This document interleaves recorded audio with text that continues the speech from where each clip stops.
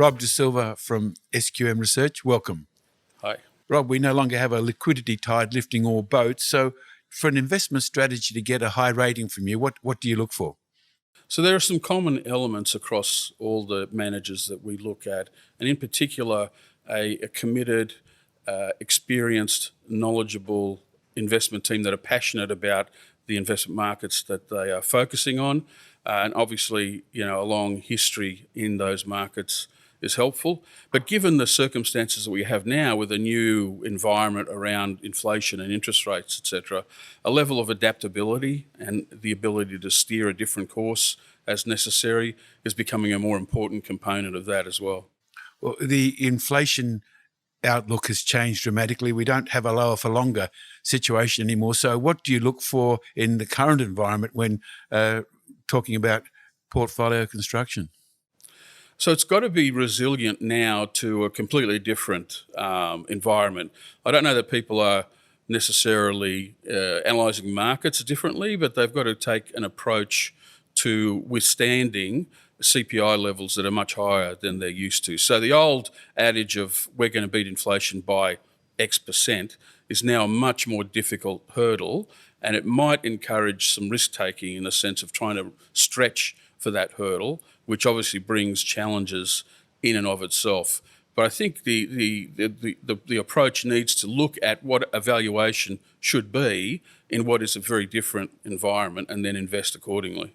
Well, what asset classes in particular are out of favour and what are in favour in this environment that we're in? Well, I think everyone's searching for inflation hedges now. So anything that has a whiff of an ability to withstand inflation, and I think the asset classes that people are favouring now would include infrastructure, property, private lending, those aspects. Things that are out of favour are still interest rate sensitives, whether they're stocks or bonds or whatever asset class, because there's still a lot of volatility and uncertainty in that space. Well, what about the perennial debate, active versus passive? Where do you see that debate at the moment, given what we're going through? Yeah, it's an interesting one. I think passive is still winning if you look at flows, but in terms of performance, I suspect that the tide is now turning or will be turning more towards active. And the reason I say that is when you have a very long run in investment markets, you tend to see mini bubbles form within asset classes. And when the tide turns on that, the indices are heavily weighted in those types of assets and therefore suffer dramatically. And I could give you the examples of just the US market is a giant part of the MSCI World Index, and of course tech stocks, and growth stocks, high growth stocks. So they've all taken a big turn, and along with it, the indices and managers, I think now active managers are now starting to do reasonably well relative to that.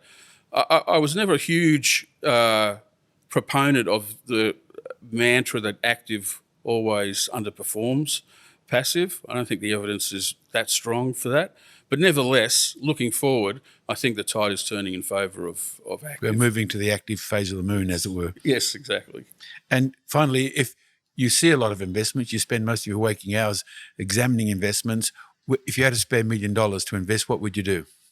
I think the first thing is that there wouldn't need to be a hurry, or I wouldn't feel the need to hurry. I would take some time to consider which markets are the most sort of downtrodden and find value opportunities in those. But in the sort of nearer term, I think high yielding products that have sustainability about them and repeatability about the yield, whether it's dividend yield or interest rates or whatever. And that element of sustainability is the hard part to find. It's easy to find yield, but you want to be able to be confident that that's going to stick around for the medium term. On top of that, I would look at, being a researcher, I study many funds, so I'd look at the funds that I personally favour in various asset classes and look to invest in those. Rob, thanks for talking to us today. Thanks very much.